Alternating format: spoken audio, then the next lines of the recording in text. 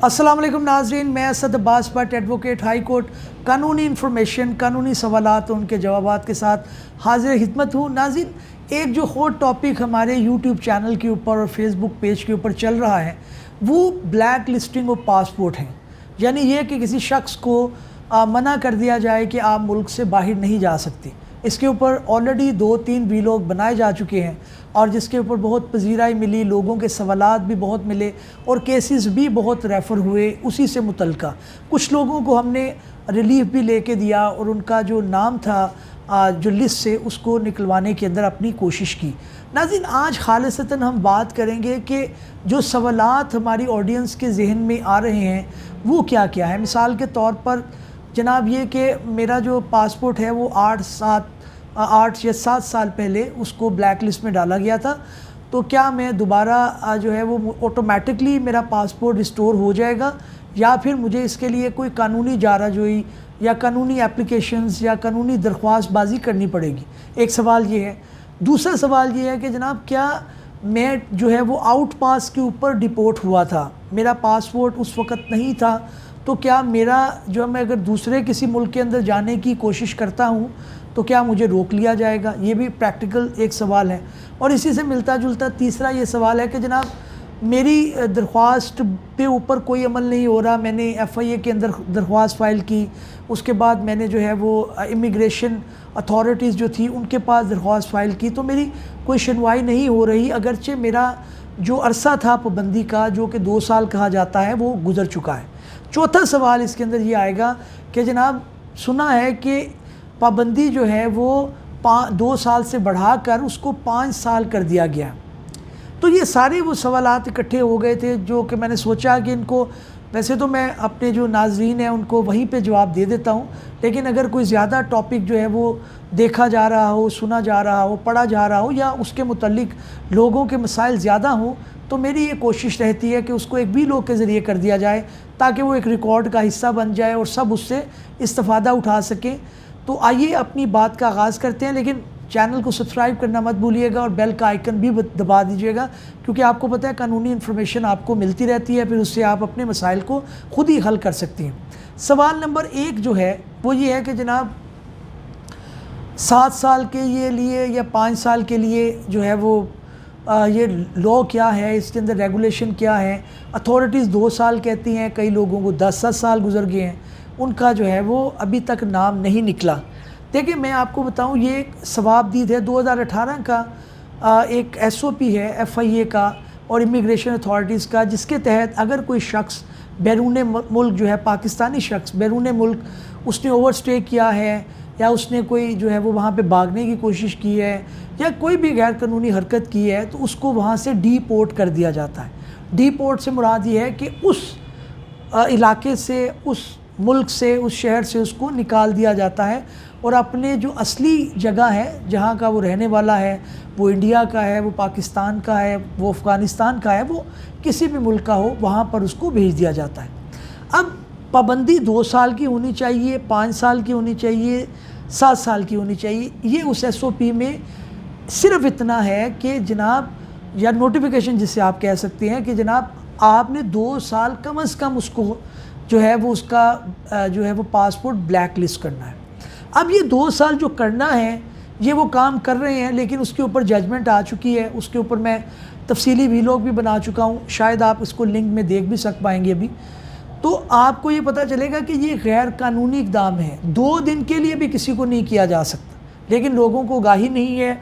वो बच्चे जो हैं वो बेचारे 10-10, 20-20 लाख रुपया लगा देते हैं, लेकिन आप एक रिट पिटिशन फ़ाइल करें, लिटिगेशन के ऊपर आप लगाएं और वहाँ पे आप अपना रिलीफ लें, क्योंकि ये गैर कानूनी है किसी को इस तरह से ब्लैक लिस्ट करना किसी के पासपोर्ट को, चाहे वो किसी भी वक्त आया हो। तो एक तो ये सवाल आपका हो गया, ये कानूनी नहीं है।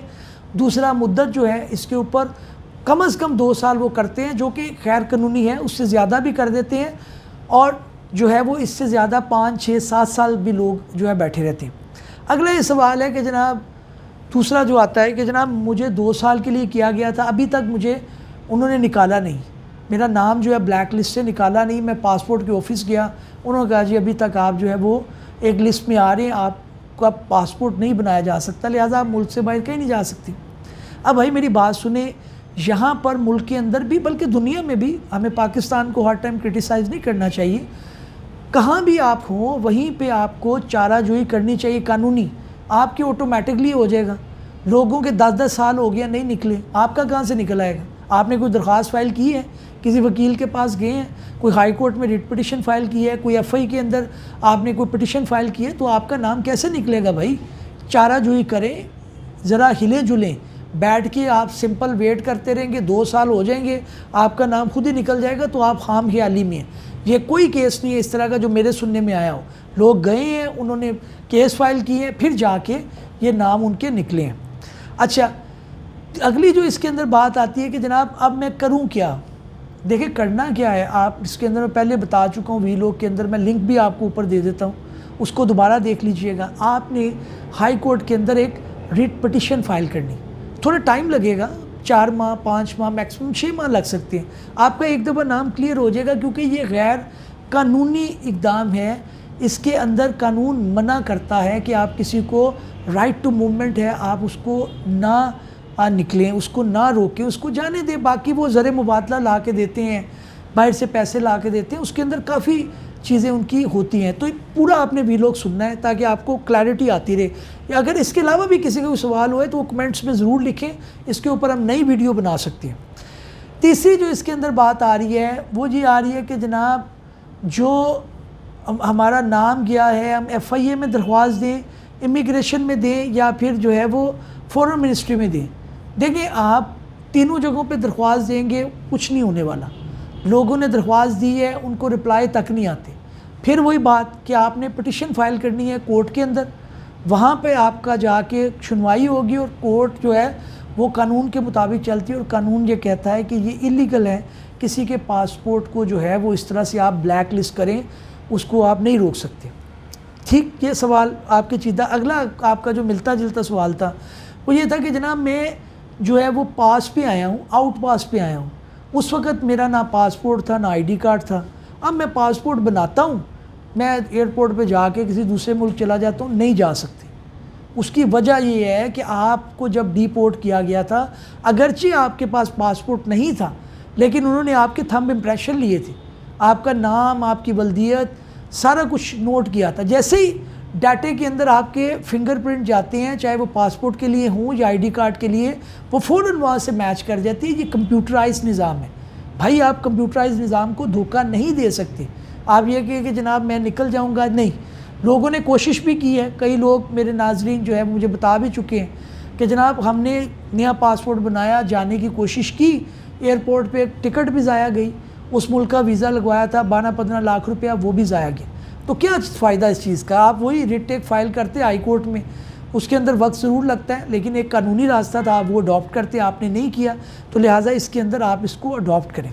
ناظرین، ہم نے کوشش کی کہ آپ کے جتنے سوالات ہیں ان ساروں کے جوابات دینے کی کوشش کریں۔ اگر کوئی سوال رہ گیا ہو یا کسی کی تفصیل آپ کو جو ہے وہ درکار ہو تو آپ کومنٹس میں ضرور لکھیں، ہم اس کی تفصیل بتانے کی ہماری ٹیم کوشش کرے گی اور آپ کو قانونی رستہ بتائے گی، کیونکہ آپ اپنی ایک ہارڈ ارن منی، اپنی محنت کی کمائی باہر جانے پہ لگاتے ہیں، اس کو اس طرح سے ضائع مت کریں۔ کسی نئے ویلوگ میں کسی نئے قانونی یا آئینی موضوع کے ساتھ آپ کی خدمت میں حاضر ہوں گے، تب تک کے لیے اجازت دیجیے۔ اللہ حافظ۔